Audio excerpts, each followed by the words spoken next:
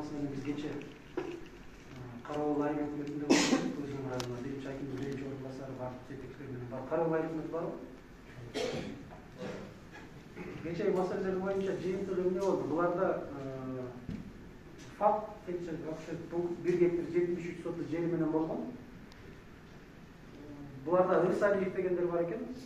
Ошолор ошол жерде хан, ошолор би каалаган жеринин бардыгын алат, каалаган объектисин бардыгын өздөрүнүн автомат этип алган бүт бардыгы. 1 гектар 73 соту жерди 15 сотусу менен факка калтырып дагы 2009 жылы токтом чыгарган, ошону менен госрегистр буларга 15 соту деп факка кызыл китеп берди. Эмес, госакт. Калгандардын бардыгы болсо 65 сотудан, 50 сотудан, 18 сотудан өздөрүнө бөлүп алган да 3 адам. Эч кандай мыйзамсыз кагаз эчтекеси жок. Бирок айыл өкмөттөрүбүз коркуп жүрөт. Баягы токтомду көрсөтүп, не десе токтом турат, буйрук турат. Ал турат, бул турат. Бирөөнү ошол убакта акимдин колу жүрөт. Кагазында. Ал буйрук чыгарып атат. Болгон ошол жерге акт түзүп, комиссия түзүп барып карап бергиле десе, тиги киши ошо акты менен коркутат экен. Мына акты менен акимдин буйругу турбай акт берди. Тиги актты текшергиле депчи. Ушундайларды коркпой үрүкпөй эле айыл өкмөттөр мыйзамдарды көтөрүп карап чыгып, сиздердин укук ченем кайсы жерге чейин келет, кайсы жерге чейин күчүңүздөр барып алыш керек. 26 соту менен бала бакчасынын имаратын алып дагы 5 жылдык келишим менен алган. Кийин аны айылга узартып бере берген да. Кайра эле узартып келген айыл өкмөт узартып бере берген. Ошодон коркуп отурушат, эмне болар? Айыл өкмөттүн деңгээлинде баня турат. Өздөрү айрыс менен салган, элдин да кошумча салымы болгон. Баня айыл өкмөткө 1 тыйын акча төлөбөйт бүгүн. Тиги ээси иштетип 100 сомдон алат экен, ал чөнтөгүн алат, айыл өкмөткө 1 тыйын акча түшпөйт. Ошого деле коркуп айыл өкмөттөр эмнеге бара албайт. Айрыкча госрегистр бар. Кече прокуратура кызматкерлери, архитектуранын башчысынын бардыгы чыгып, ошол боюнча эмне маселе болду? Кечеги эмне боюнча? Жыйынтыгы эмне болду? Кечеги факт боюнча 65 сотукты өзүнүн берет. Өзүнүн каалоосу менен.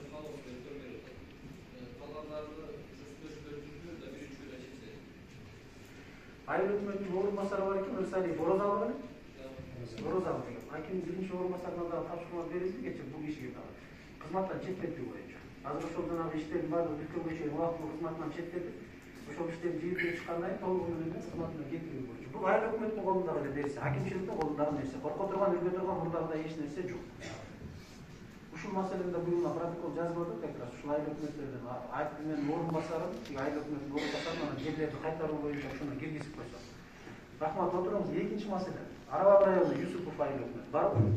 Юсупов айыл өкмөтү. Орун басар, ай киши ооруканада жатат. Мына сейлеп бебектер түшүп отурат. Кече куда сөйөктөрү мага келип, чогуу келишип, сиз облустун башчысына туура түшүндүрүп айтсаңыз, биз өзүбүз жазып берели. Арызды өзүбүздүн каалообуз менен жазып берели. Жер адреси айыл өкмөтү. Экөөнү тең кызматтан кетирүү жөнүндө. Мына бул жерде деле ошондой окуя. 140 гектар жерди апаргандагы арабтарга инвестиция кылып берип койду. Инвестор дейт, арабтар ошол жерге эмне кылат десе, дары чөп себет.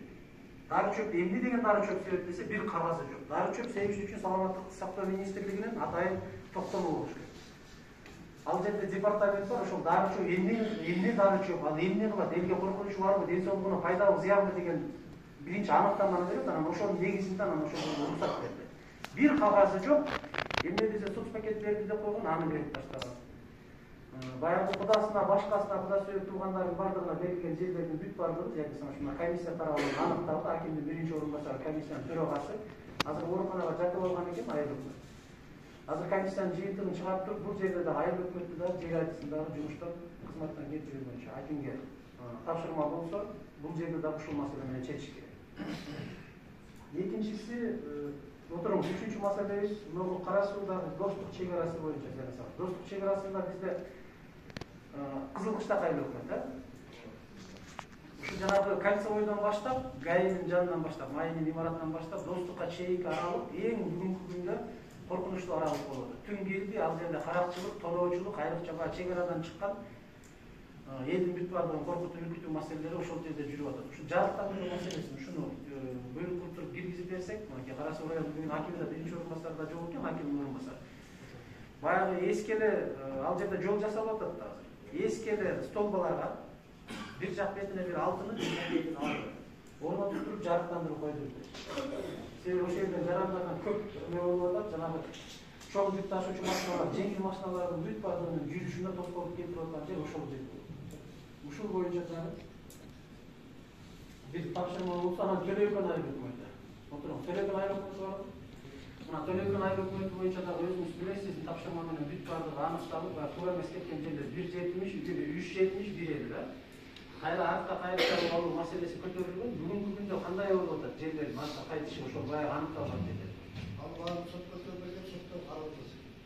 Канчага чейин карайт? Соттун эмеси кайсы мөөнөтү, кайсы күнгө чейин деп айтат? 70 жылга азыр.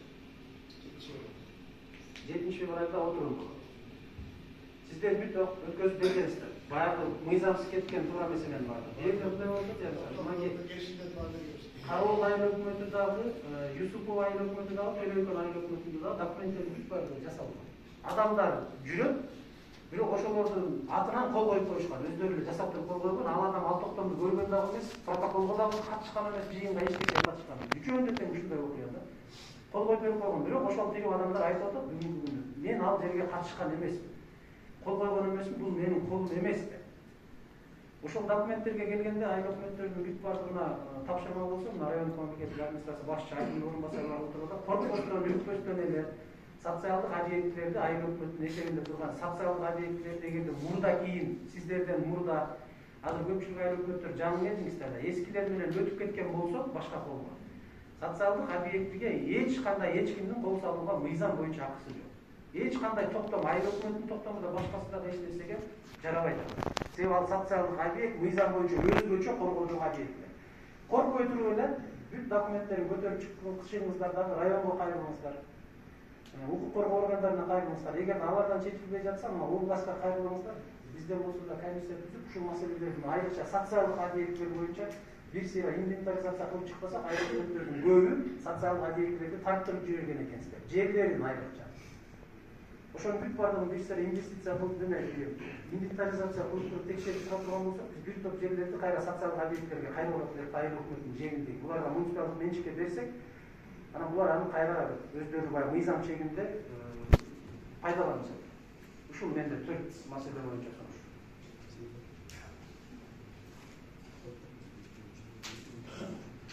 Ana урматтуу айыл өкмөт башчылары, мына жер боюнча абайлагыл айтып коеюн. Эгерде мыйзамыңыз берилсеңер, эми жоопкерчиликке сөз тартыласыңар. Ойлоңгула. Токтотойлучу, мыйзамсыз кылган иштерди токтотойлучу, суранычы. Анан жанагы кеткен айыл өкмөттөр жөн кетпейт айтып коеюн азырчы.